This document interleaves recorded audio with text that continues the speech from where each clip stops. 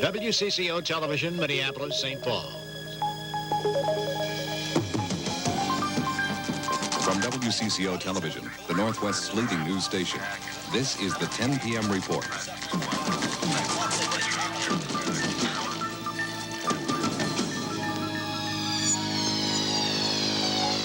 Good evening, everyone. An ammonia spill in North Branch forced an evacuation of the town's residents, but ends without a tragedy. Minnesota legislators are working long hours this weekend to try and finish their business before the Monday adjournment deadline. And thunderstorm activity sends a quarter-inch hail and 50-mile winds into some areas of the Twin Cities. But topping the news tonight, what began as a dispute among members of the Red Lake Band of the Chippewa Indians ended today in a shootout and takeover of the Indian Bureau Law Enforcement Center.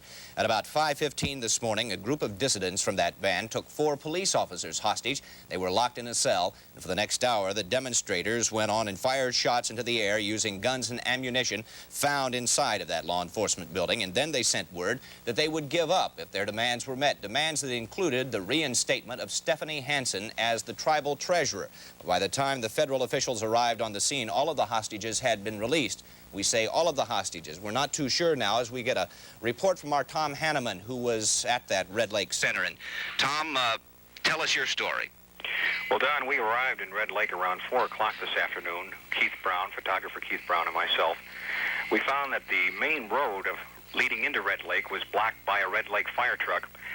We got out of the car to shoot some scenes of the police station, which was still smoldering. And at that time, we heard shots fired and some ricochets off the fire engine we were standing next to. Obviously, we were being shot at, so we threw our hands up, and a group of Indians came and wanted to know what we were doing. We explained, and we left that area to go on to shoot some more scenes. And Keith Brown drove to a back road to shoot the police station, and also a police car that was aflame, an abandoned police car. He went into the woods and came running back a few moments later. They had fired on him, and the bullets hit the water right in front of his feet. We had 3 incidents, Don, that happened this afternoon. The third was by far the worst. We were about ready to leave the area, and Keith was going to shoot the final shot of the main street. I was in the car. Keith was outside with the back door open, and at that moment I heard a sound like a rock hitting the side of the car. It was a bullet that hit the door, ricocheted up, and Keith says it missed his head by no more than 2 inches. An Indian came at us at that time with a pistol, ordered us out of the car, and at gunpoint had Keith smash our videotape camera and the tape recorder onto the road.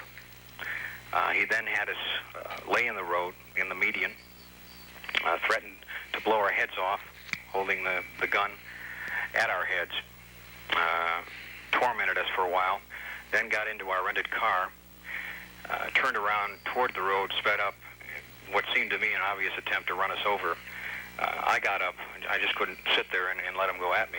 And again, he told me to lay down and drove by and again threatened us many times with the gun to our heads. He finally left the area telling us to stay.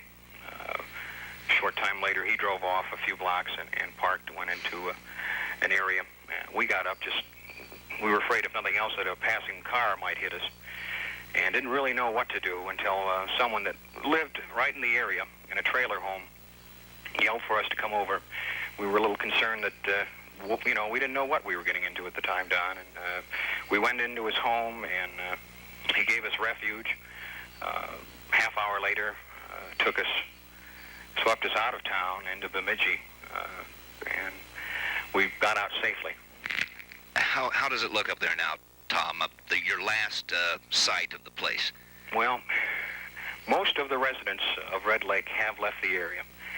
It seems that a group of maybe 100, 150 Indians are in town.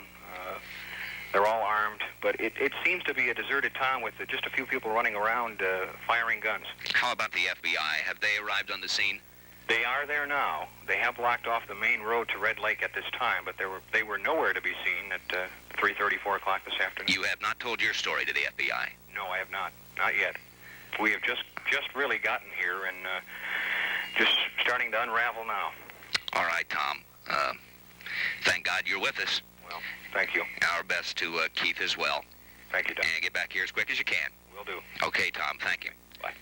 We still have no clear indication exactly whether that is going to end up there or not. We do have a report that the Indians, the Native Americans, will call off any of the demonstrations that they have going right now if they can make some of their demands made known, and they want to make them known to the editor of the Bemidji Pioneer, a newspaper up there, and if those demands can be printed in that paper, they may somehow call off the demonstration. Right now, all of the liquor stores, the on and off sale stores around the Red Lake area have been closed down, and the FBI now on the scene. And that's the story, an incredible story from Tom Hanneman as well. We don't have any videotape, as you heard in Tom's report, because of the bullets that were fired into our equipment, and that equipment now has been seized. So we don't have anything to show you as yet, but we may. There is other news. A North Branch firefighter remains